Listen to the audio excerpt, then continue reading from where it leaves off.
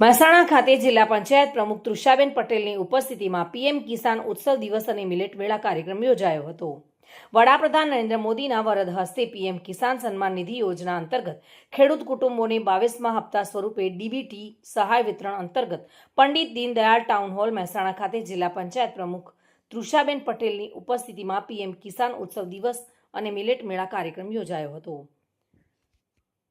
જોકે આ પ્રસંગે ગુવાહાટી આસામ ખાતેથી વડાપ્રધાન નરેન્દ્ર મોદીના અધ્યક્ષસ્થાને યોજાયેલા પીએમ કિસાન ઉત્સવ દિવસ કાર્યક્રમ અને ગાંધીનગર ખાતેથી મુખ્યમંત્રી ભૂપેન્દ્ર પટેલના અધ્યક્ષસ્થાને યોજાયેલા પીએમ કિસાન ઉત્સવ દિવસ કાર્યક્રમનું જીવંત પ્રસારણ ઉપસ્થિત સૌ કોઈએ નિહાળ્યું હતું।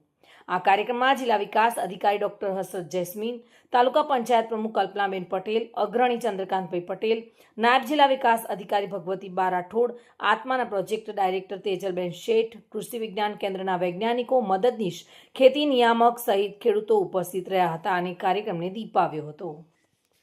ભાવિન ભાવસાર સાથે bureau report, today Gujarati news.